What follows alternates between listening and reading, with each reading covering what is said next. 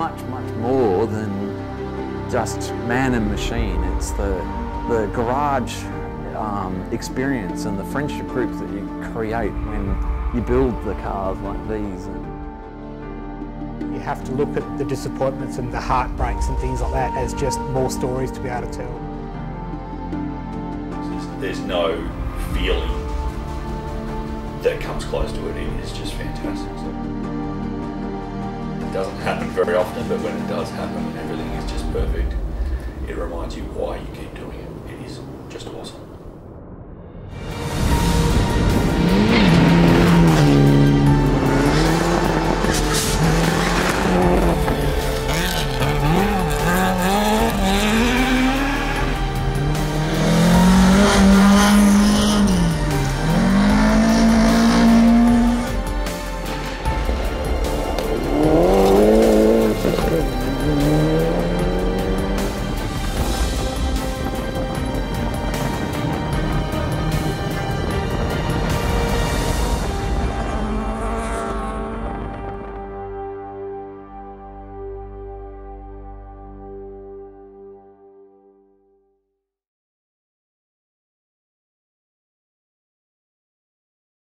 My name's Horobin.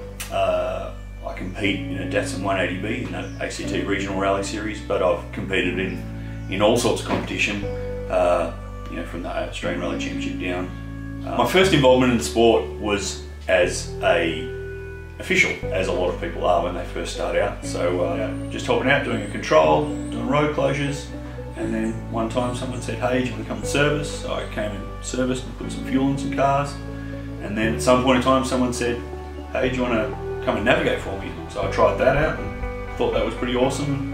Eventually got my own car and came and had a drive, and that's the story of how a lot of people get involved in rallying. Russel Winks, and I've been involved in rallying since I left high school. I've been chasing the two-wheel drive category predominantly in the Commodore, but I've actually succeeded in the overall Rally Championship, and I've actually won it outright twice. Originally I got involved in rallying because when we were going through year 12, there were some guys that had Datsuns and everyone had some sort of car that was cheap and nasty. So we had this mild interest. So we bought a Datsun Sylvester, and it's a big Datsun 6-cylinder, ugly looking car. It was $30. Three of us bought it, $10 each. So after that point, we chased rallies. We found out how to get involved with the officiating. My name's Mike Behnke. I've been competing in rallying since 2005. I've always loved cars, and I guess motorsport was a natural progression for that.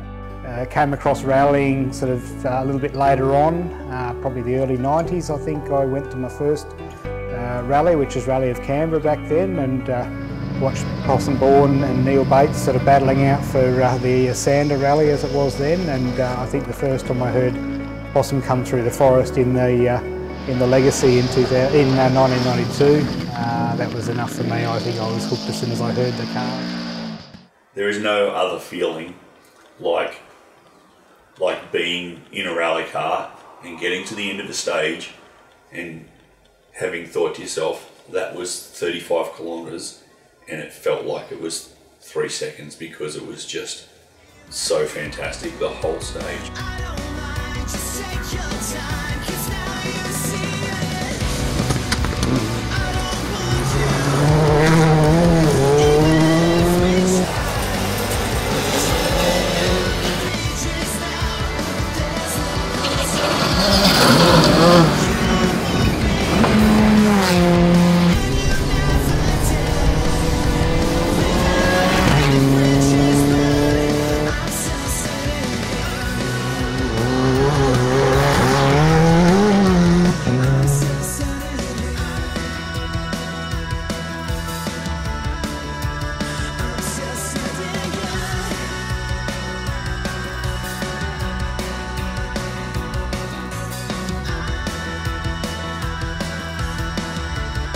One thing I really love about rallying is that family and family element, the friend element, and the camaraderie that exists in the sport. anybody will give you a hand to get through an event, and you know, they'll lend you parts, they'll lend you tools, they'll climb under a car and help you, you know, fix something to get to the end of an event. But you walk through the service park or at the start of the event, and you can just talk to so many different people. There's always stories to tell about, you know, who's had a great day, who's had a tough day, you know, but you all come together and you can all share the experience together. So I think that's, you know, what I love about it.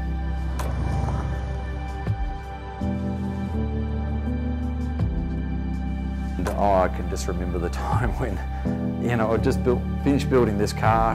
It was the second run out and the storm came through. We slipped off the road and we've actually gone down the slope and landed. We're sitting on the edge of a tree that's fallen. Trying to recover that car took 6 people to get it out. I just had all these people that I thought were my competition. I thought these people, I was trying to beat them. They were just so focused on the rally. And they were all ringing you to find out if they can help you get this car out. And we've ended up with trucks turned up, we've ended up with people with 4-wheel drive and winches, and before you know it, a problem that we couldn't solve was solved by this whole group of people, and the word just spread. And all these people came out of nowhere and we got the car out, which was really quite awesome. I didn't realise that I had that much of impact on everyone. And at that point I thought, hey, this group of people definitely are more willing to get involved in what's going on than what you think. It's not just about the competition. I love the people. I love being involved in the sport. The cars are awesome, the action is awesome, but really it's the people that are awesome. You know, you go to any rally, if you're spectating, you can strike up a conversation with anyone who's spectating as well, because they're just as interested as you. It's a common interest. Rallying, you know, rallying is a team sport. Everyone talks about the drivers, and even at the World Rally Championship level, people talk about the drivers, but when you speak to the drivers, they talk about the teams, because it's a team.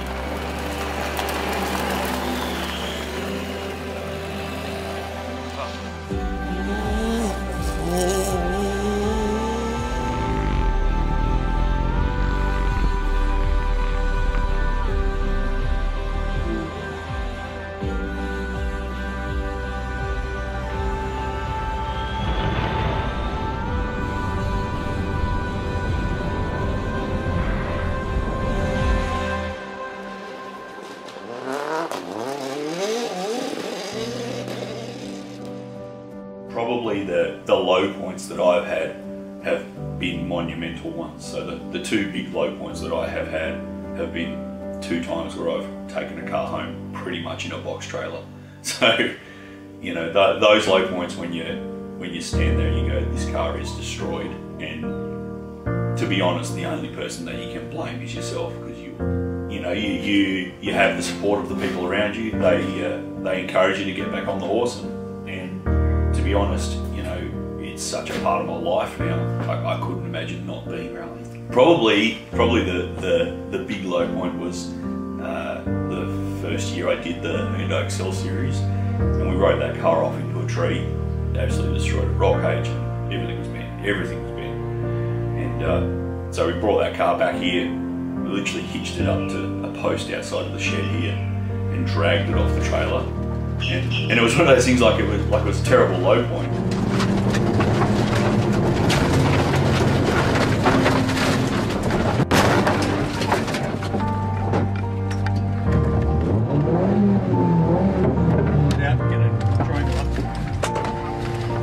But at the same time, you know, we destroyed it on Saturday, and by 5 o'clock on Sunday afternoon, we'd pulled all the bits out of it that we thought we were going to be reasonable to be able to make a new car. And yeah, it wasn't a question of what are we going to do, it was just a question of, okay, where are we going to go now? How are we going to build this new car from what we've destroyed? Because it wasn't an option to not do that, it was just how we're going to do this.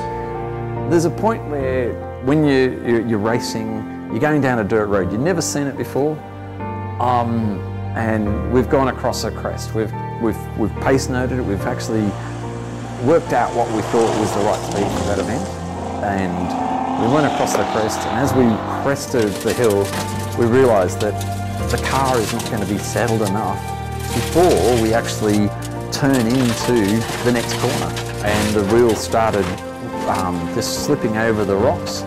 We got to a point and it was like, I just could not make the next left-hand turn, and we've gone, hell, you know, that's the limit. We've basically reached it. There's an embankment coming at us. I had no choice, but I had to turn into the embankment, which launched us. And we actually jumped a stump. And at that point, we've jumped another stump and ended up wrecking the car.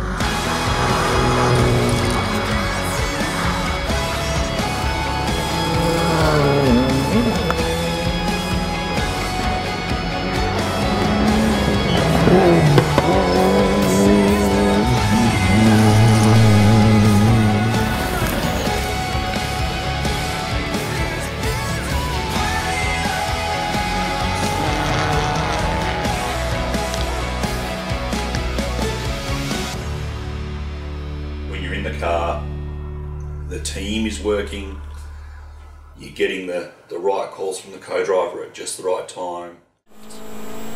So this tightens to a 5, then 7 left, then turn 2 right.